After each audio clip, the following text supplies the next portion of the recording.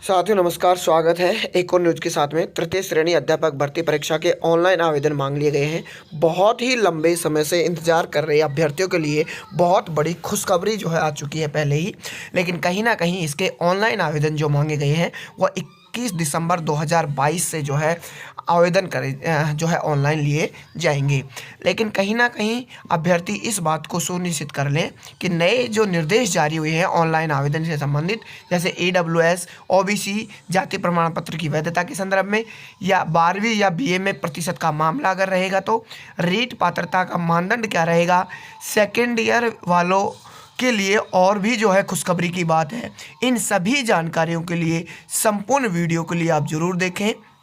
और जिन साथियों ने अभी चैनल को सब्सक्राइब नहीं किया है वो चैनल को सब्सक्राइब ज़रूर कर लें ताकि आने वाली सभी सूचनाएं आपको आसानी से प्राप्त हो सकें। तो चलिए साथियों, हम देखते हैं कि ये जो पूरी प्रक्रिया है इस तृतीय श्रेणी अध्यापक भर्ती परीक्षा की संपूर्ण प्रक्रिया क्या क्या रहने वाली है और फॉर्म भरते समय हमें किन किन महत्वपूर्ण चीज़ों का ध्यान रखना है, उन सभी के बारे में एक एक करके हम बात करते हैं। सबसे पहले हम बात करेंगे तृतीय श्रेणी शिक्षक भर्ती का। शिक्षा विभाग ने स्थिति स्पष्ट की है, न्यूनतम नहीं होगी न्यूनतम अंकों की बाध्यता।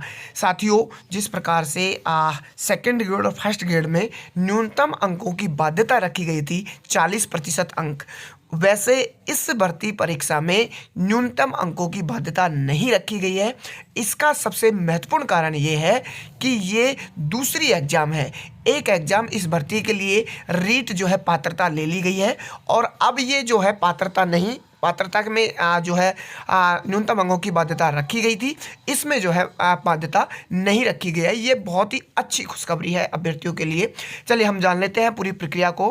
आवेदक ऑनलाइन आवेदन भरने से पहले ये ध्यान दे लें कि हमें किस प्रकार से और कहाँ कहाँ आवेदन करना है। अगर कोई आवेदन करते हुए कोई समस्या भी अगर आती है तो आवेदक जिस श्रेणी के तहत आवेदन करते समय अगर किसी प्रकार की समस्या वहाँ पर आती है तो रिक्रूटमेंट पोर्टल पर दिए गए हेल्प डेस्क नंबर या ईमेल पर संपर्क कर सकते हैं, या फिर ई मित्र हेल्पलाइन नंबर 0141 222 1424 पर जो है आप कॉल करके या ऑनलाइन आवेदन संबंधी सभी समस्याओं के लिए हेल्पलाइन नंबर ये जो दिए गए हैं इस पर भी जो है संपर्क कर सकता है। यानी कहीं भी आप ये सुनिश्चित कर लें कि आवेदन करते समय आपसे कोई गलती आवेदन फॉर्म में नहीं होनी चाहिए, क्योंकि दोबारा ये गलतियां सुधारने का मौका आपको नहीं दिया जाने वाला है। चलिए हम आवेदन भरने की तिथियों को स्पष्ट कर लेते हैं।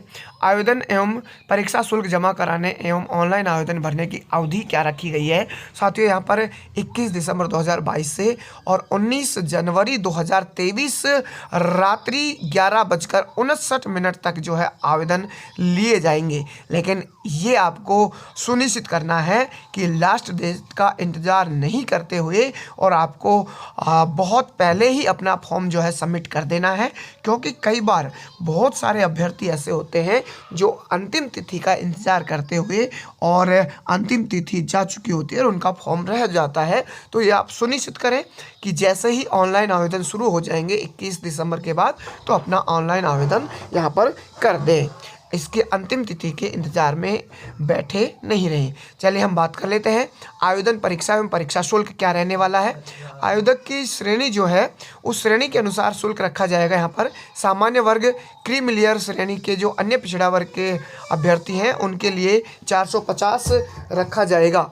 लेकिन अगर हम बात करें नॉन क्रीमिनल श्रेणी के अन्य पिछड़ा वर्ग के जो आर्थिक रूप से कमज़ोर अभ्यर्थी हैं उनके लिए साथियों यहाँ पर 350 रुपये रखा जाने वाला है। यानी क्रीमी लेयर के OBC के लिए वही 450 और नॉन क्रीमी लेयर के लिए यहाँ पर 350 रुपये जो है आवेदन शुल्क रखा जाने वाला है। चलिए हम बात कर लेते हैं आगे कि राजस्थान के अनुसूचित जाति और अनुसूचित जनजाति जो है इनके लिए आवेदन शुल्क रखा गया है 250 रुपये। साथियों, एक चीज़ ज़रूर नोट कर लें, कार्मिक विभाग द्वारा एक जो आदेश जारी किया गया था 2 मई 2018 को, इसके अनुसार सभी वर्गों के अभ्यर्थी जिनकी पारिवारिक आय 2.5 लाख रुपये से कम है वो सभी चाहे ओबीसी हो चाहे एसटी एससी हो, परीक्षा शुल्क 250 रुपये जो है यहाँ पर दे सकते हैं। लेकिन कहीं ना कहीं एक बात ध्यान रख लें कि ये जो 250 रुपये, जो 2.5 लाख रुपए कम आय वाले हैं, इनको एक बात विशेष रूप से नोट कर लेनी है कि इनको अपना जो है ऐसे अभ्यर्थी जिनकी वार्षिक आय 2.5 लाख रुपए से कम है, सक्षम अधिकारी द्वारा जारी आय प्रमाण पत्र, मुख्य परीक्षा के बाद में ली जाने वाली जो जांच की पात्रता होगी, दस्तावेजों का सत्यापन होगा, उस समय आपसे आवश्यक रूप से ये जो है आय संबंधी प्रमाण पत्र देना पड़ेगा। एक और अभ्यर्थियों के साथ में बात, अन्य राज्यों के जो अभ्यर्थी होंगे वो सभी अभ्यर्थी सामान्य वर्ग की श्रेणी के अनुसार परीक्षा शुल्क जमा कराएंगे, उनको श्रेणी में कोई जो है छूट नहीं रखा जाएगा। यहाँ पर ये ज़रूर ध्यान आप रख सकते हैं। पात्रता एवं शैक्षिक योग्यताओं की अगर साथियों हम बात करें तो प्रथम जो ये तृतीय श्रेणी शिक्षक भर्ती है, इसमें प्रथम लेवल के लिए न्यूनतम कक्षा 12 में 50% अंक रखा गया है एवं समकक्ष 2 वर्ष का डिप्लोमा यहाँ पर रखा गया है, जो किसी भी नाम से चाहे जाना जाता हो, लेकिन 2 वर्ष का डिप्लोमा और कक्षा 12 यानी माध्यमिक स्तर, उच्च माध्यमिक स्तर में 50% अंक यहाँ पर होने चाहिए। अगर हम बात करें कि उच्च माध्यमिक परीक्षा के न्यूनतम प्राप्तांक प्रतिशत के संबंध में राज्य सरकार के पत्रांक दिनांक 20 दिसंबर 2021 के अनुसार अगर कोई अभ्यर्थी इस लेवल के लिए अपना फॉर्म भर रहा है तो क्या क्या शर्तें वहाँ पर रहेंगी। देखिए, उच्च माध्यमिक विद्यालय यानी 12वीं कक्षा के अंकों की प्रतिशत की जो शर्त रखी गई है यहाँ पर 50%। अगर कोई अभ्यर्थी द्विवर्षीय डिप्लोमा पाठ्यक्रम में 29 जुलाई 2011 से पहले दाखिला ले चुका था, इस बात को आप बहुत अच्छे से नोट करें कि अगर कोई विद्यार्थी एसटीसी में 29 जुलाई 2011 से पहले दाखिला ले चुका था तो वहाँ पर 50% अंकों की बाध्यता नहीं रखी जाएगी।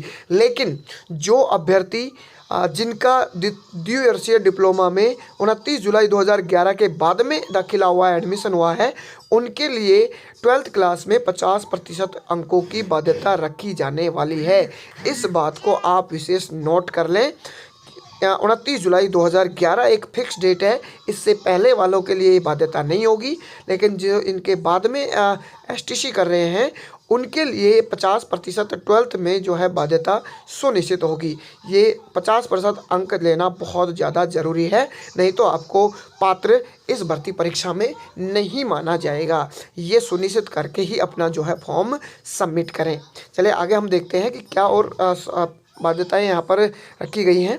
राजस्थान अध्यापक पात्रता परीक्षा 2021 और राजस्थान अध्यापक पात्रता परीक्षा 2022 दोनों के संदर्भ में अगर हम बात करें तो निर्धारित न्यूनतम अंकों के साथ उत्तीर्ण किया हुआ होना चाहिए। अभी हम बात कर लेंगे कि निर्धारित उत्तीर्ण अंक कितने होंगे। अगर हम साथियों बात करें तो द्वितीय वर्ष का डिप्लोमा यहाँ पर उत्तीर्ण होना ज़रूरी है। और निर्धारित यानी अगर हम बात करें तो ओबीसी, एसटी और जो निर्धारित अहर अंकों के नियमानुसार 5% की छूट दी जाएगी, यानी कैटेगरी वालों को यहाँ पर 5% की छूट जो है पात्रता परीक्षा में दी जाने वाली है। अगर आवेदन की अंतिम तिथि के पश्चात अर्जित योग्यता मान्य नहीं होगी, ऐसे अभ्यर्थी अपात्र होंगे। यानी यहाँ पर एक स्पष्ट स्थिति कर दी गई है कि जो एसटीसी और बीएड जो लास्ट अंतिम तिथि यहाँ पर रखी गई है 19 जनवरी 2023, अगर 19 जनवरी 2023 तक आपके एसटीसी और बीएड का रिजल्ट आ जाता है तो आपको इस भर्ती परीक्षा में शामिल कर लिया जाएगा, नहीं तो आपको इस भर्ती परीक्षा में शामिल नहीं किया जाएगा। एक विशेष नोट डाल के आपको यहाँ पर ये दिया गया है कि आवेदन की अंतिम तिथि के पश्चात अगर आपकी योग्यता का परिणाम आता है तो आप यहाँ पर अपात्र माने जाएंगे। इसका आप विशेष ध्यान रखें। अगर हम बात करें महिलाओं की रिक्तियों के आरक्षण के बारे में तो साथियों यहाँ पर 30% महिलाओं के लिए सीट आरक्षित है। अगर कोई सामान्य वर्ग की महिला है या जो भी कैटेगरी में उनके लिए 30% है। अगर एक बात की स्पष्टीकरण हम करें कि महिला आवेदक उपलब्ध नहीं होने पर उस वर्ग के पुरुष आवेदक को यहाँ पर जो है सम्मिलित कर लिया जाएगा, लेकिन विवाहित महिला आवेदक अपने पिता, निवास स्थान एवं आय के आधार पर ही अपना अन्य पिछड़ा वर्ग जो है यहाँ पर नॉन क्रीमिलियर का प्रमाण पत्र प्रस्तुत करना होगा। यानी इस बात को नोट करें कि अब महिला जो वर्ग है और महिला वर्ग की अभ्यर्थी जो है वो अपने पिताजी के नाम और निवास स्थान एवं आय के आधार पर ही यहाँ पर फॉर्म सबमिट करें। पति के नाम व आय के आधार पर जारी प्रमाण पत्र आपका यहाँ पर मान्य नहीं होगा। इस बात को विशेष नोट कर लें कि पिताजी के नाम ही जो है आय प्रमाण पत्र और जाति प्रमाण पत्र आपका बना हुआ होना चाहिए।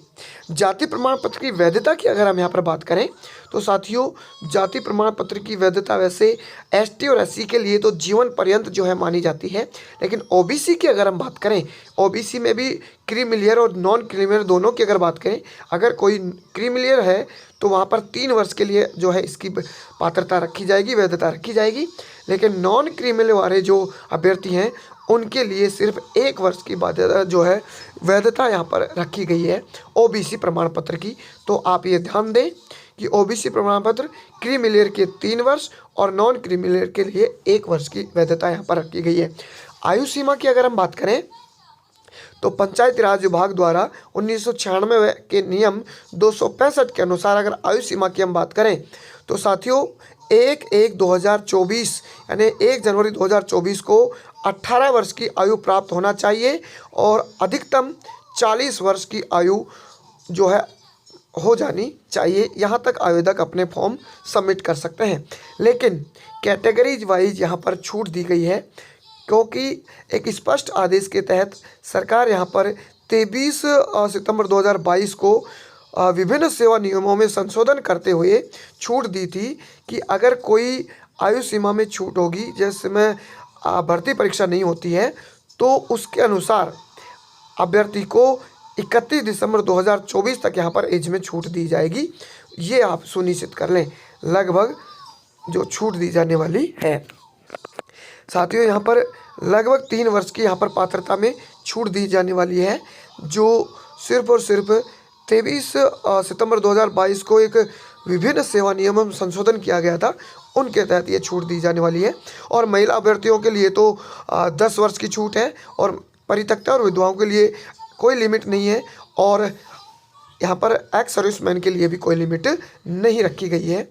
साथियों, अगर हम बात करें तो अभ्यर्थियों के लिए सामान्य निर्देश यानी अध्यापक जो भर्ती परीक्षा रीट है उसमें पात्रता क्या रखी जाएगी उसकी और आप एक बार ध्यान दे लेंगे कि सामान्य वर्ग की जो पुरुष हैं उनके लिए 60% यहाँ पर रखा गया है, एसटी के लिए यहाँ पर 55% रखा गया है, लेकिन एसटी के लिए टीएसपी में 36% रखा गया है।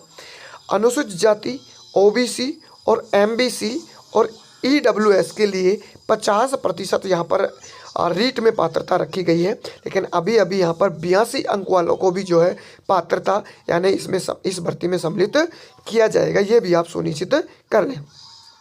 समस्त श्रेणी की विधवा एवं परित्यक्ता जो महिलाएं हैं एवं भूतपूर्व सैनिक हैं उनके लिए ये पात्रता 50% रखी जाने वाली है।